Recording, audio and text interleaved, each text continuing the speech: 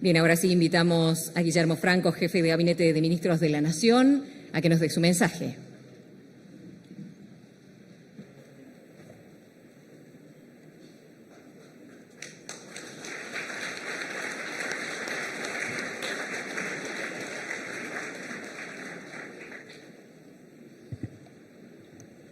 No me aplaudan porque va a ser largo. No, chiste. Tengo un discurso largo y un discurso corto. No sé cuál prefieren. No, yo lo que veo es que Toto ha tomado parte de mi rol, con lo cual yo voy a hablar de economía. La verdad que me tomé varios puntos para comentarles. No sé si ahora, al no leerlos, voy a ser un poco desordenado. Pero vamos a empezar por algunos de los puntos que señalaba recién el ministro de Economía, el mejor ministro de Economía de la historia, como dice el presidente.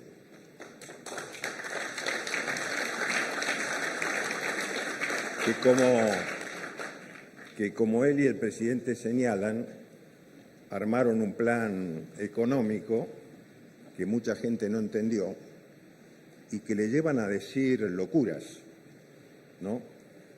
Yo, por ejemplo, escuchaba a un senador. ¿Ustedes se acuerdan que hubo un senador de la provincia de Catamarca, que ya no está con nosotros, que en un debate muy famoso con el canciller de ese momento, Caputo, hablando sobre el tema Malvinas, utilizó una frase que se hizo famosa, que era "no se vaya por las nubes de Úbeda"? Entonces yo veo muchos que se van por las nubes de Úbeda hoy, ¿no? Por ejemplo, el otro día un senador importante, no lo voy a mencionar, pero preside el bloque de Unión por la Patria, decía: ustedes tienen claro que este gobierno incrementó la deuda en 100.000 millones de dólares, ¿no? Entonces, me lo dijo una vez en esas noches divertidas que tengo a veces en el Senado o en diputados, cuando tengo que ir a explicar la marcha de gobierno. También me lo dijo y no tuve oportunidad de contestarle, pero él me dice: no, estos son datos que surgen de la Oficina de Presupuesto del Senado. Entonces yo lo miraba incrédulo, ¿no? Porque, como decía Toto recién, ¿cómo puede ser que un gobierno que desde el primer día tiene superávit, o sea, que pasó casi 20 meses teniendo superávit, que no emitió para pagar déficit, que no se endeudó para pagar déficit? ¿Cómo puede ser que haya incrementado la deuda? Entonces yo, como no soy economista, le pregunté a Daza, no te pregunté, digo, ¿cómo puede ser? Digo, que un gobierno que tiene superávit haya incrementado su deuda. Por supuesto, no hay ningún motivo para incrementar la deuda, con lo cual es falso. Entonces, como no encuentran datos concretos, se guían por las nubes de Úbeda y pretenden confundir a la gente con cosas que realmente no existen. La verdad que los datos que señalaba recién Toto Caputo son muy importantes para entender la realidad de lo que está pasando en la Argentina.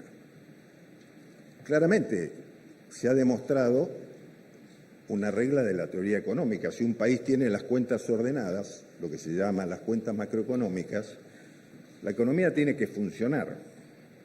Pero claro, está este problema de la programación que tienen los argentinos en la cabeza después de tantos años de intervención del Estado en la economía, que ante cualquier ruidito tenemos esta deformación de ir a protegernos en el dólar.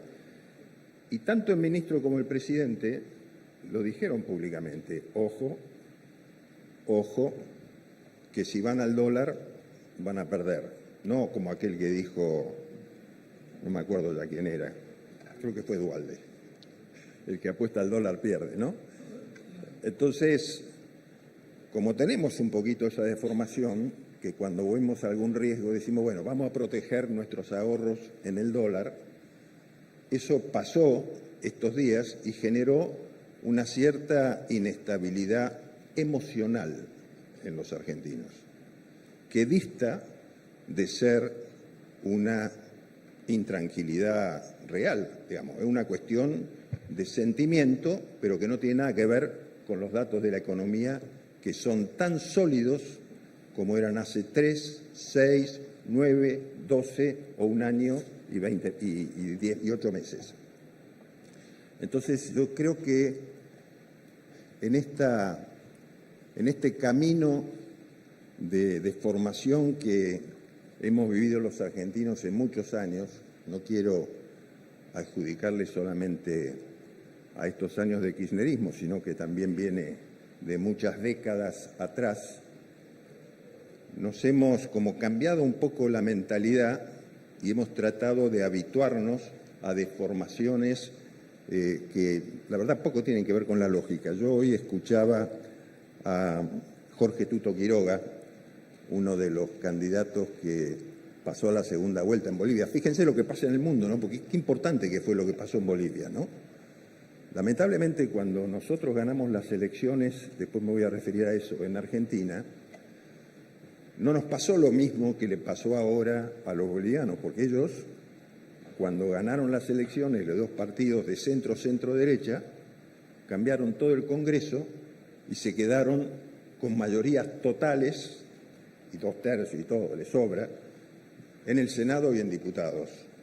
Y la izquierda, que deslumbraba a nuestros dirigentes políticos hace apenas 2 años, 3 años atrás, esa izquierda que lo ponía a Arce o a el otro representante que ahora creo que está escondido en la selva,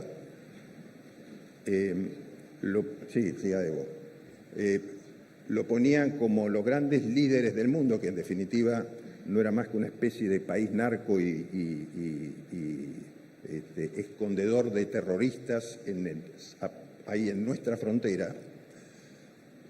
Y en este caso, los nuevos ahora compiten Jorge Tuto Quiroga y Paz Zamora. Paz Zamora terminó un poquito más arriba, nadie sabe quién va a ganar en la segunda vuelta, pero los dos candidatos son candidatos que comparten las ideas de la libertad, ¿sí? Uno un poquito más a la derecha y otro un poquito más al centro. No voy a decir quién prefiero que gane porque no tiene importancia. Lo importante es que son ambos presidentes que van a llevar adelante ideas de libertad.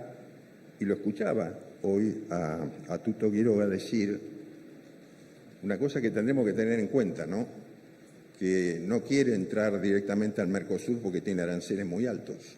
Digo para analizarlo, ministro, el tema, ¿no?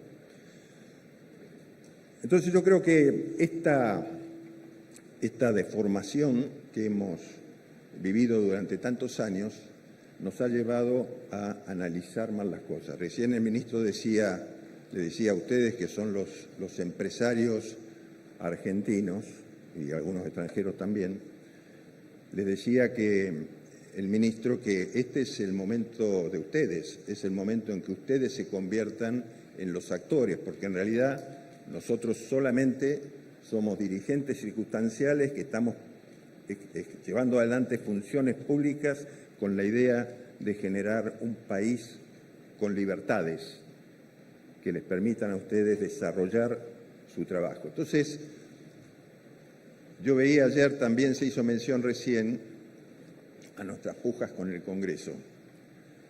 La verdad es que es increíble, ¿no?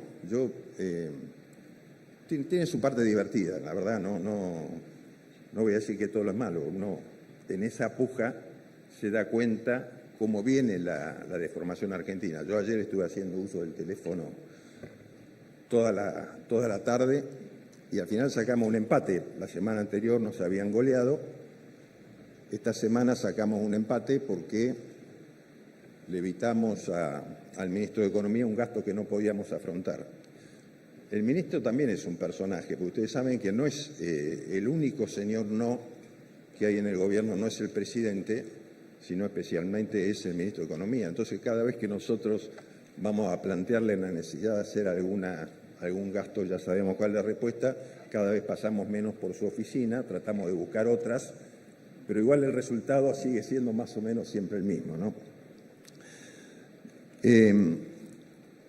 Pero la discusión de ayer en diputados, yo sigo una parte y escucho una parte de los discursos de la oposición y realmente digo, no puede ser escuchar que gente que supuestamente, si accede a esos lugares, debía tener cierto nivel de conocimiento, sostengan las cosas que sostienen.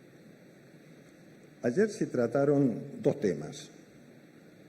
Un tema que es declarar la emergencia en un tema de discapacidad, en el tema de discapacidad en la Argentina, pero nadie planteó cómo había subido la discapacidad en nuestro país. No tuvimos ninguna guerra, no tuvimos ningún problema que haya generado discapacidades, pero la cuestión es que la discapacidad fue subiendo, en muchos casos en provincias que uno dice, ¿por qué subió tanto en esta provincia la discapacidad? Bueno, claramente, porque las pensiones por discapacidad se utilizaron con fines políticos.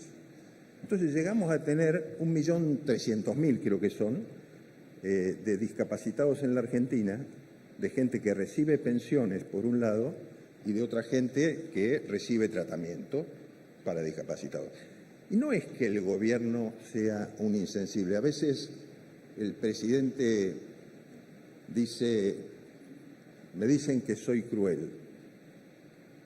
Y en realidad yo debo ser el presidente menos cruel que ha tenido la Argentina porque me estoy fijando en el futuro de los argentinos, en el futuro de los jóvenes, en el futuro de quienes tienen que desarrollarse y vivir en este país. Bueno, la cuestión es que aprobaron, sin tener en consideración ningún tema presupuestario, de costos, etcétera, una ley que implica un costo que el Estado no puede pagar porque no tiene presupuesto para hacerlo.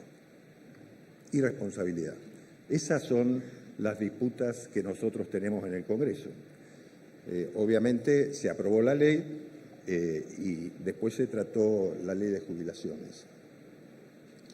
En la ley de jubilaciones tuvimos un poco más de acompañamiento y conseguimos frenar la insistencia en el veto presidencial, con lo cual quedó vigente el veto y no va a haber este aumento de jubilados que tampoco el Estado podía afrontar.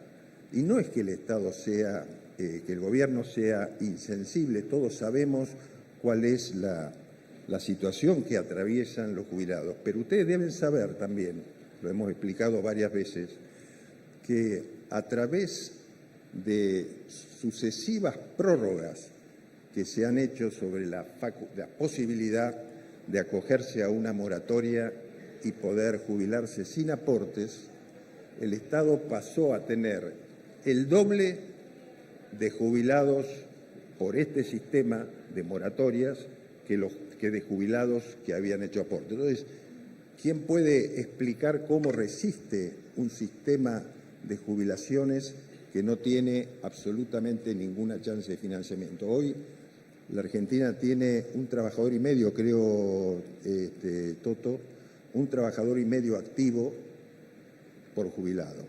Insostenible. Ni los países que se replantean hoy el sistema de jubilatorio tienen esa relación tan mala.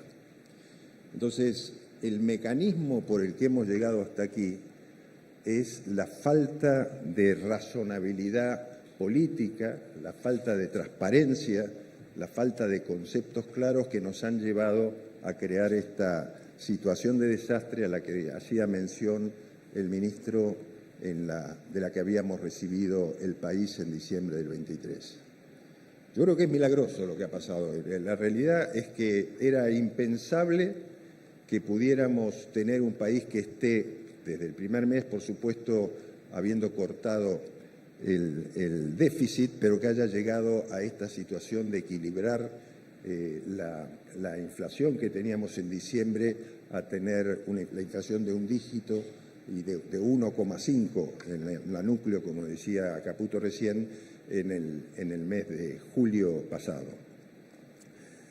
Pero sí quiero hacer, ya me quedan segundos, 37 segundos. Voy a tratar de hacer un ejemplo muy rápido que salía de algunos cuadritos de ahí, porque ustedes saben que a nosotros nos critican por la infraestructura, la situación de la infraestructura que tiene el país, ¿no? Dicen, los caminos están destruidos, como el gobierno no se ocupa de las rutas, la obra pública está paralizada. Les quiero hacer un comentario. Recién se mencionaba en ese cuadrito cuál era el déficit que tenía la Argentina en diciembre del 23. 5% déficit fiscal, 15% en total, computando déficit financiero. Voy a hacer abuso de mi conocimiento económico y matemático. El promedio de los últimos 15 años de déficit financiero en la Argentina es de aproximadamente el 5%, 4,7, 4,8. Vamos a ponerle 5 para hacer cuentas fáciles. El Producto Bruto de la Argentina, para hacerlo fácil, 600.000 millones de dólares en este periodo. Multipliquen. 5 por 6, 30. 30.000 millones por año de déficit financiero en la Argentina. Multipliquen por 15 años. 450.000 millones de dólares. Calculen ustedes, si se hubiera administrado como se están administrando ahora las cuentas públicas, hubiéramos tenido 450.000 millones de dólares para invertir en infraestructura en la Argentina. ¿Se dan cuenta de la magnitud? ¿Se dan cuenta que en el año 2023, con ese déficit del 15%, se tiraron a la basura 100.000 millones de dólares que podían haberse invertido en esta infraestructura que nos critican nosotros que no atendemos en este momento?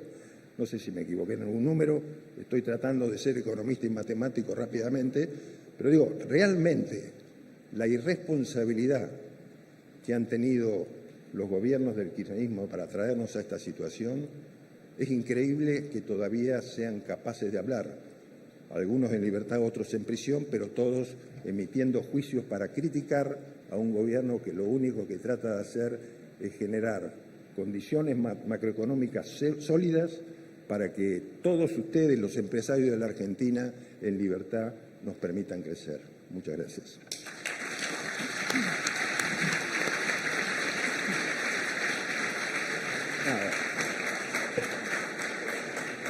Agradecemos las palabras de Guillermo Francos, jefe de Gabinete de Ministros de la Nación, quien estuvo compartiendo este estrado, junto con Susan Sigal, presidente y CEO de America Society, Council of the Americas, y la presencia de Natalio Mario Greenman, presidente de la Cámara Argentina de Comercio y Servicios.